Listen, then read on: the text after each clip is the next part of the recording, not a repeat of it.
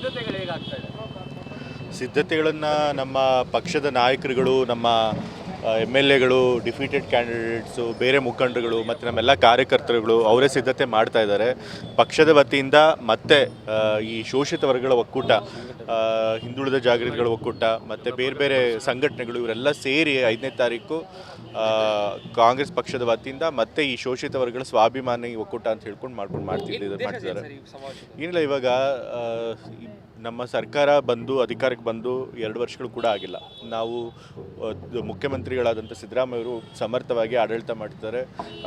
ನಾವು ಕೊಟ್ಟಂಥ ಎಲ್ಲ ಚುನಾವಣೆಗೆ ಕೊಟ್ಟಂಥ ಭರವಸೆಗಳನ್ನು ಕೂಡ ಈಡೇರಿಸಿಕೊಟ್ಟಿದ್ದಾರೆ. ಬಡವರಿಗೆ ಎಲ್ಲ ಜಾತಿ ಧರ್ಮದ ಬಡವರಿಗೂ ಕೂಡ ಅನುಕೂಲ ಆಗುವಂಥ ಕಾರ್ಯಕ್ರಮಗಳನ್ನು ಕೊಟ್ಟಿದ್ದಾರೆ.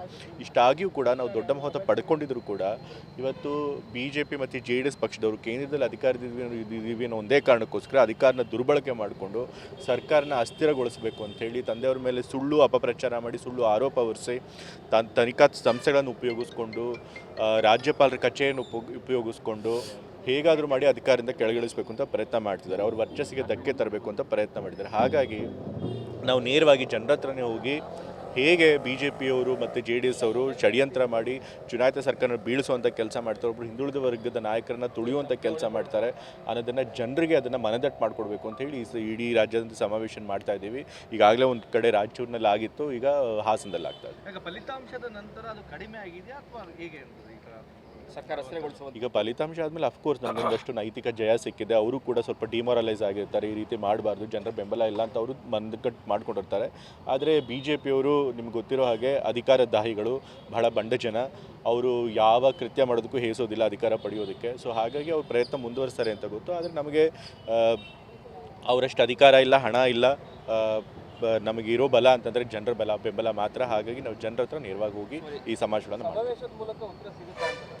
ಸಮಾವೇಶದ ಉತ್ತರ ಅಂತ ನಾವು ಜನಕ್ಕೆ ತಿಳಿಸ್ಕೊಡ್ಬೇಕು. ಹೇಗೆ BJPಯವರು ಹುನ್ನಾರ ಮಾಡ್ತಿದ್ದಾರೆ, ಹಿಂದುಳಿದ ವರ್ಗದ ನಾಯಕಗಳನ್ನು ತುಳಿಯೋದಕ್ಕೆ ಮತ್ತು ಸರ್ಕಾರನ ಬೀಳಿಸೋದಕ್ಕೆ ಪ್ರಯತ್ನ ಮಾಡ್ತಿದ್ದಾರೆ ಅಂತ ಜನಕ್ಕೆ ಗೊತ್ತಾಗಬೇಕು. ಹಾಗಾಗಿ ಅದಕ್ಕೋಸ್ಕರ ಮಾಡ್ತಾ ಇದ್ದೀವಿ. ಎಷ್ಟು ಲಕ್ಷ ಜನ ಸೇರ್ಬೋದು ಗೊತ್ತಿಲ್ಲ, 2 ಲಕ್ಷ ಜನ ಸೇರ್ಬೋದು ಅಂತ ಎಲ್ಲರೂ ಅಂದಾಜು ಮಾಡ್ತಿದ್ದಾರೆ.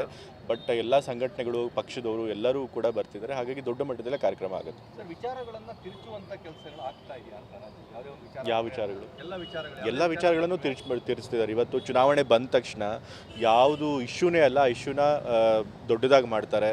ಮತ್ತು ಎಲ್ಲಿ ವಿವಾದ ಇರಲ್ಲೋ ಅಲ್ಲಿ ವಿವಾದ ಸೃಷ್ಟಿ ಮಾಡ್ತಾರೆ. ಇವಾಗ ವಕ್ಫ್ ಬೋರ್ಡದನ್ನು ಅಷ್ಟೇ, ವಕ್ಫ್ ಬೋರ್ಡ್ ಅವರೇ ಜಾಸ್ತಿ ನೋಟಿಸ್ ಕೊಟ್ಟಿರೋದು, ಅವರೇ ಪಹಣಿಯಲ್ಲಿ ತಿದ್ದಬೇಕು ಅಂತ ಹೇಳಿ ಕೊಟ್ಟಿರೋದು, ಅವರೇ ಅಸೆಂಬ್ಲಿನಲ್ಲಿ, ಲೆಜಿಸ್ಲೇಟಿವ್ ಅಸೆಂಬ್ಲಿನಲ್ಲಿ ಸಮಿತಿಲಿ ಮಂಡಿಸಿರುವಂಥದ್ದು ವಕ್ಫ್ ಆಸ್ತಿಗಳನ್ನು ರಚಿಸಬೇಕು ಮತ್ತು ಈ ರೀತಿ ನೋಟಿಸ್ಗಳನ್ನು ಕೊಡಬೇಕು ಅಂತೇಳಿ. ಸೊ ಅವರೇ ಎಲ್ಲ ಮಾಡಿಬಿಟ್ಟು ಇವತ್ತು ನಾವು ಕೂಡ ಎಲ್ಲ ಸರ್ಕಾರಗಳು ಮಾಡ್ಕೊಂಡು ಬಂದಿರೋ ಕೆಲಸನೇ ನಾವು ಮುಂದುವರಿಸಿದಾಗ ಅದನ್ನು ಕೋಮು ಬಣ್ಣ ಹಚ್ಚುವಂಥ ಕೆಲಸ ಮಾಡ್ತಿದ್ದಾರೆ. ಸೊ ಹಾಗಾಗಿ ವಿಚಾರಗಳನ್ನ ತಿರ್ಚುವಂಥ ಕೆಲಸ ಮಾಡ್ತಾರೆ. ಅದನ್ನು ಜನಕ್ಕೆ ತಿಳಿಸ್ಕೊಡ್ಬೇಕು ಅಂತ ಹೇಳಿ. ಅಧಿವೇಶನದಲ್ಲಿ ತಾವು ಸಹ ಭಾಗಿಯಾಗ್ತಾ ಇದ್ದಾರೆ ಚಳಿಗಾಲದಲ್ಲಿ ಸುವರ್ಣಸೌಧದಲ್ಲಿ. ಸೊ ಉತ್ತರ ಕರ್ನಾಟಕದ ಸಮಸ್ಯೆಗಳ ಚರ್ಚೆ ಆಗಬೇಕು, ಆದರೆ ಆಗುತ್ತಾ ನಿಜವಾಗ್ಲೂ? ಇತ್ತೀಚಿನ ದಿನಗಳಲ್ಲಿ ಚರ್ಚೆಗೆ ಅವಕಾಶ ಆಗ್ತಾ ಇಲ್ಲ. ಆ್ಯಕ್ಚುಲಿ ಪ್ರತಿ ಸರಿ ಅಸೆಂಬ್ಲಿ ಆದಾಗಲೂ ಒಂದಲ್ಲ ಒಂದು ಉತ್ತರ ಕರ್ನಾಟಕ ಸಮಸ್ಯೆಗಳು ಚರ್ಚೆಗೆ ಬಂದೇ ಬರ್ತವೆ. ಆದರೆ ಅಲ್ಲಿ ಸಮಸ್ಯೆಗಳು ಬಹಳಷ್ಟು ಜಾಸ್ತಿ ಇರೋದರಿಂದ ಎಲ್ಲ ವಿಷಯಗಳು ಚರ್ಚೆ ಆಗಬೇಕು ಅನ್ನೋದು ಅಲ್ಲಿನ ಜನರ ಒಂದು ಆಶಯ. ನೋಡೋಣ, ಈ ಬಾರಿ ಪ್ರತಿಪಕ್ಷದವರು ಯಾವುದೇ ರಾಜಕೀಯ ಮಾಡದೆ ನಿಜವಾಗ್ಲೂ ರಾಜ್ಯದ ಸಮಸ್ಯೆಗಳನ್ನು ಚರ್ಚಿಸಬೇಕು ಅಂತ ಪ್ರಾಮಾಣಿಕವಾಗಿದ್ದರೆ ಖಂಡಿತ ಉತ್ತರ ಕರ್ನಾಟಕದ ಎಲ್ಲ ಸಮಸ್ಯೆಗಳು ನಾವು ಚರ್ಚೆ ಮಾಡೋಕ್ಕೆ ಮನವಿ ಮಾಡ್ತೀರಾ ಸರ್ ವಿಪಕ್ಷಗಳಿಗೆ? ಯಾಕಂದರೆ ಇದು ಅಧಿವೇಶನ ಒಂದು ಒಳ್ಳೆ ಸುವರ್ಣಾವಕಾಶ, ಚರ್ಚೆ ಆಗಿ ಅಲ್ಲಿನ ಸಮಸ್ಯೆಗಳ ಮೇಲೆ ಬೆಳಕು. ಏನಿಲ್ಲ, ಪ್ರತಿ ಬಾರಿನೂ ಕೂಡ ಅಸೆಂಬ್ಲಿ ಕನ್ಸ್ಟ್ರಕ್ಟಿವ್ ಆಗಬೇಕು. ಸೊ ಹಾಗಾಗಿ ರಾಜಕೀಯದ ವಿಷಯಗಳನ್ನು ಬಿಟ್ಟು, ಸುಳ್ಳು ಹೇಳೋದನ್ನು ಬಿಟ್ಟು, ಸುಳ್ಳು ಆರೋಪ ಮಾಡೋದನ್ನು ಬಿಟ್ಟು ಸರ್ಕಾರಕ್ಕೆ ಪ್ರಾಮಾಣಿಕವಾಗಿ ಜನರ ಸಮಸ್ಯೆನ ಚರ್ಚೆ ಮಾಡಿ ನಾವು ಅದಕ್ಕೆ ಖಂಡಿತ ಸ್ಪಂದಿಸ್ತೀವಿ ಅಂತ ಹೇಳೋದಕ್ಕೆ ಇಷ್ಟಪಡ್ತೀನಿ. ಈ ಸಮಾವೇಶಕ್ಕೆ ಪಾರ್ಟಿಯಿಂದ ಒಪ್ಪಿಗೆ ಇದೆಯಾ ಡಾಕ್ಟರ್? ಪಾರ್ಟಿಯಿಂದ ಒಪ್ಪಿಗೆ ಇದೆ. ಯಾಕಂದರೆ ಕೆಲವರು DKC ಪಡೆದವರು ಕೂಡ ACCಗೆ ಪತ್ರವನ್ನು ಬರೆದಿದ್ದಾರೆ, ಈ ಸಮಾವೇಶಕ್ಕೆ ಯಾವುದೇ ಕಾರಣಕ್ಕೂ ಕೂಡ ಅನುಮತಿ ಕೊಡಬಾರ್ದು ಅಂತೇಳಿ. ಪತ್ರ ಸಿಕ್ಕಿದೆ ಈಗ? ಖಂಡಿತ ಆ ಥರದ ಪತ್ರ ಯಾವುದು ಬಂದಿಲ್ಲ. ಬಹುಶಃ ಯಾವುದು ಫೇಕ್ ಲೆಟರ್ ಹೊರಡ್ತಿರ್ಬೋದು, ನನಗಂತೂ ಯಾವುದು ಬಂದಿಲ್ಲ. ಸೊ ಹಾಗಾಗಿ ಪಕ್ಷದ ಸಂಪೂರ್ಣ ಅನುಮತಿ ಇದೆ ಮತ್ತು ಸಹಮತ ಇದೆ. ಈಗ ಮೂಲ ವಿಚಾರದಲ್ಲಿ ಸಂಬಂಧಪಟ್ಟಂಗೆ ಮೂಲ ಜಮೀನಿಗೆ ವಿವಾದದಲ್ಲಿದೆ, ಆ ವಿಚಾರ ಅಲ್ಲ ಆಗಲಿ. ಈಗ ಒಂದ್ಸರಿ ಇಷ್ಟು ವರ್ಷಗಳು ಕೂಡ ಅವರು ನಮಗೆ ದೇವರಾಜ್ ಅವರು ಮಾರಿದ್ದಾರೆ ಅಂತ ಗೊತ್ತಿದ್ದು ಕೂಡ ಬಂದಿಲ್ಲ. ಸೊ ಇದೆಲ್ಲ ಸಿವಿಲ್ ಮ್ಯಾಟರ್, ಇದು ಕೋರ್ಟ್ನಲ್ಲಿ ತೀರ್ಮಾನ ಆಗುತ್ತೆ. ಯಾಕೆಂತಂದರೆ ಒಂದ್ಸರಿ ವಿವಾದ ಸೃಷ್ಟಿ ಆದಮೇಲೆ ಪ್ರತಿಯೊಬ್ಬರು ತಮ್ಮದೇ ಆದಂತಹ ಆರೋಪಗಳನ್ನು ಮಾಡ್ತಾರೆ. ಅದರೊಳಗೆ ನಿಜ ಇಲ್ಲದೆ ಹೋದ್ರು ಸತ್ಯ ಇಲ್ಲದೆ ಹೋದ್ರು ಕೂಡ ಮಾಡ್ತಿರ್ತಾರೆ. ಸೊ ಹಾಗೆ ಅದನ್ನೆಲ್ಲ ಕೋರ್ಟ್ನಲ್ಲಿ ತೀರ್ಮಾನ ಆಗುತ್ತೆ. 25 ವರ್ಷಗಳ ನಂತರದಲ್ಲಿ ಅವರು ಕೇಸ್ ಹಾಕಿರುವಂಥದ್ದು. ಹೌದು, ಅದನ್ನೇ ಹೇಳಿದ್ರು. ಇಷ್ಟು ವರ್ಷಗಳು ಕೂಡ ಅವ್ರು ಗೊತ್ತಿದ್ರು ಕೂಡ ದೇವರಾಜ್ ಅವ್ರು ಮಾರಿದ್ರು ಅಂತ ಗೊತ್ತಿದ್ರು ಕೂಡ ಅವ್ರೇನು ಕೂಡ ತಕರಾರು ಎತ್ತಿರಲಿಲ್ಲ. ಮತ್ತು ಅವರೇ ತಹಸೀಲ್ದಾರ್ ಮುಂದೆ ಬರೆದು ಕೊಟ್ಟಿದ್ದಾರೆ, ನಾವು ಈ ರೀತಿ ಮಾರೋದಕ್ಕೆ ದೇವರಾಜ್ ಅವರು ನಮ್ಮ ಸೋದರ ಮಾವರಿಗೆ ಮಾರೋದಕ್ಕೆ ಅವ್ರಿಗೆ ಒಪ್ಪಿಗೆ ಇದೆ ಅಂತ ಹೇಳಿ ಬರ್ಕೊಟ್ಟಿದ್ದಾರೆ. ಬಟ್ ಇವಾಗ ತಕರಾರು ಮಾಡ್ತಾರೆ. ಸೊ ಹಾಗಾಗಿ ಇದೆಲ್ಲ ಈ ವಿವಾದ ಸೃಷ್ಟಿಸಿದ ಮೇಲೆ ಪ್ರತಿಯೊಬ್ಬರು ಕೂಡ ಲಾಭ ಪಡ್ಕೋಬೇಕು ಅಂತೇಳಿ ಮಾಡ್ತಿರ್ತಾರೆ. ಬಟ್ ಅದನ್ನೆಲ್ಲ ಕೋರ್ಟ್ನಲ್ಲಿ ಇತ್ಯರ್ಥ ಮಾಡ್ತೀವಿ. ಸೊ ಆಮೇಲೆ ಅಕಸ್ಮಾತ್ ಏನಾದರೂ ದೇವರಾಜ್ ಅವರು ಅವ್ರಿಗೆ ಮೋಸ ಮಾಡಿ ಮಾರಿದ್ರೆ ಅದ್ರ ತಪ್ಪು ನಮ್ಮ ಮೇಲೆ ಬರೋದಿಲ್ಲ. ಸರ್, ಈಗ ವಿಪಕ್ಷಗಳು ಸಿದ್ದರಾಮಯ್ಯ ಅವರ ರಾಜೀನಾಮೆಗೆ ಪಟ್ಟಿಡ್ತಿದ್ರು, ಒತ್ತಾಯ ಮಾಡ್ತಿದ್ರು. ಈ ಚುನಾವಣೆಯ ಫಲಿತಾಂಶಗಳ ನಂತರ ಅದನ್ನ ಹಿಂದೆ ಸರಿದಲ್ಲ, ಈಗಲೂ ಸಹ ಈಗ ರಾಜೀನಾಮೆ ಅಕಸ್ಮಾತ್ ಏನಾದರೂ ದೇವರಾಜ್ ಅವರು ಅವ್ರಿಗೆ ಮೋಸ ಮಾಡಿ ಮಾರಿದ್ರೆ ಅದ್ರ ತಪ್ಪು ನಮ್ಮ ಮೇಲೆ ಬರೋದಿಲ್ಲ. ಸರ್, ಈಗ ವಿಪಕ್ಷಗಳು ಸಿದ್ದರಾಮಯ್ಯ ಅವರ ರಾಜೀನಾಮೆಗೆ ಪಟ್ಟಿಡ್ತಿದ್ರು, ಒತ್ತಾಯ ಮಾಡ್ತಿದ್ರು. ಈ ಚುನಾವಣೆಯ ಫಲಿತಾಂಶಗಳ ನಂತರ ಅದನ್ನ ಹಿಂದೆ ಸರಿದಲ್ಲ, ಈಗಲೂ ಸಹ ಈಗ ರಾಜೀನಾಮೆ ಕೊಡೋದಕ್ಕೆ ಏನಾದರೂ ಕಾರಣ ಇರಬೇಕು. ತಂದೆಯಿಂದ ಮುಖ್ಯಮಂತ್ರಿಗಳಿಂದ ತಪ್ಪಾಗಿರಬೇಕು. ಆದರೆ ಮುಖ್ಯಮಂತ್ರಿಗಳು ತಪ್ಪೇ ಮಾಡಿದೆ ಸುಳ್ಳು ಆರೋಪ ಹೊರಿಸಿ ಮತ್ತು ತನಿಖಾ ಸಂಸ್ಥೆಗಳನ್ನು ರಾಜ್ಯಪಾಲರ ಕಚೇರಿ ಉಪಯೋಗಿಸಿ ಅವ್ರ ಮೇಲೆ ಕ್ರಮ ತೆಗೆದುಕೊಳ್ಳೋಕೆ ಅನುಮತಿ ಕೊಡಿಸುವಂಥದ್ದು ಇದೆಲ್ಲ ಮಾಡಿದಾಗ ನಾವು ರಾಜಕೀಯವಾಗಿ ಅವ್ರನ್ನ ಎದುರಿಸಬೇಕಾಗುತ್ತೆ. ಹಾಗಾಗಿ ರಾಜೀನಾಮೆ ಕೊಡುವಂಥ ಪ್ರಶ್ನೆನೇ ಇರಲಿಲ್ಲ. ಪಕ್ಷ ಕೂಡ ಮತ್ತು ನಮ್ಮ ಹೈಕಮಾಂಡ್ ಕೂಡ ಯಾವುದೇ ಕಾರಣಕ್ಕೂ ನೀವು ರಾಜೀನಾಮೆ ಕೊಡಬೇಡಿ, ಇದು ಸುಳ್ಳು ಆರೋಪ, ನೀವು ಅದನ್ನು ಧೈರ್ಯವಾಗಿ ಎದುರಿಸಿ ನಿಮ್ಮ ಜೊತೆ ಇರ್ತೀವಿ ಅಂತ ಸಂದೇಶ ಕೊಟ್ಟಿದ್ದರು. ತಂದೆಯವರು ಹಾಗೆ ಮಾಡಿದ್ರು. ಮತ್ತು ನಾವು ಕೂಡ ಜನರ ಹತ್ರ ಹೋದ್ವಿ, ಈ ರೀತಿ ಸುಳ್ಳು ಆರೋಪ ಮಾಡ್ತಿದ್ದಾರೆ, ಅವರಿಗೆ ತಕ್ಕ ಪಾಠ ಕಲಿಸಬೇಕು ಅಂತಲೇ ನಾವು ಚುನಾವಣೆಯಲ್ಲಿ ಪ್ರಚಾರ ಮಾಡಿದ್ದು. ಜನರು ಕೂಡ ಅದಕ್ಕೆ ಬೆಂಬಲ ಕೊಟ್ಟರು. BJP ಮತ್ತು JDS ಅವ್ರ ಷಡ್ಯಂತ್ರಕ್ಕೆ ಅವ್ರ ಬೆಂಬಲ ಇಲ್ಲ ಅಂತ ತೋರಿಸಿದ್ದಾರೆ. ಹಾಗಾಗಿ ನಾವಿನ್ನೂ ನಮಗೊಂದು ನೈತಿಕ ಸ್ಥೈರ್ಯ ಸಿಕ್ಕಿದೆ, ನಾವು ರಾಜೀನಾಮೆ ಕೊಡೋದಿಲ್ಲ. ಹೌದು, ಚುನಾವಣೆ ಮೂಲಕ ಜನತೆ ಉತ್ತರ ಕೊಟ್ಟಿದ್ದಾರೆ. BJP JDS ಅವರು ಏನು ಒಂದು ವಿವಾದ ಸೃಷ್ಟಿ ಮಾಡಿದ್ರು, ಆ ವಿವಾದದಲ್ಲಿ ಯಾವುದೇ ಹುಡಿಲ್ಲ ಅಂತ ಜನ ಅರ್ಥ ಮಾಡ್ಕೊಂಡಿದ್ದಾರೆ. ಹಾಗಾಗಿ ಬೆಂಬಲ ಕೊಟ್ಟಿದ್ದಾರೆ. ಈಗ ಪಾರ್ಟಿ ಅಧ್ಯಕ್ಷ ಬದಲಾವಣೆ ಬಗ್ಗೆ ಚರ್ಚೆಗಳಾಗ್ತಿದೆ. ಈ ಸಲ ಆಗುತ್ತಾ? ಈ ಬಾರಿ ಅದು ನನಗೆ ಗೊತ್ತಿಲ್ಲ, ಅದೆಲ್ಲ ವರಿಷ್ಠರಿಗೆ ಬಿಟ್ಟಿದ್ದು. ನಾ ಇನ್ನೂ 2ನೇ ಬಾರಿ ಮೊದಲನೇ ಬಾರಿ ಶಾಸಕ ಲೆಜಿಸ್ಲೇಟಿವ್ ಅಸೆಂಬ್ಲಿ ಶಾಸಕನಾಗಿದ್ದೆ, ಈಗ ಲೆಜಿಸ್ಲೇಟಿವ್ ಕೌನ್ಸಿಲ್ ಶಾಸಕನಾಗಿದ್ದೀನಿ. ಸೊ ಹಾಗಾಗಿ ಪಕ್ಷದ ಅಧ್ಯಕ್ಷರ ಬಗ್ಗೆ ಮಾತನಾಡೋಷ್ಟು ನನಗೆ ಇನ್ನೂ ಅನುಭವ ಆಗಲಿ ಅಥವಾ ಅರ್ಹತೆ ಆಗಲಿ ಇಲ್ಲ. ಅದನ್ನು ಪಕ್ಷದ ವರಿಷ್ಠರು ಜನಾಂದೋಲನ ಟಾರ್ಗೆಟ್ ಸಿದ್ದರಾಮಯ್ಯ ಅನ್ನೋದಕ್ಕೆ ಉತ್ತರನ ಇದು?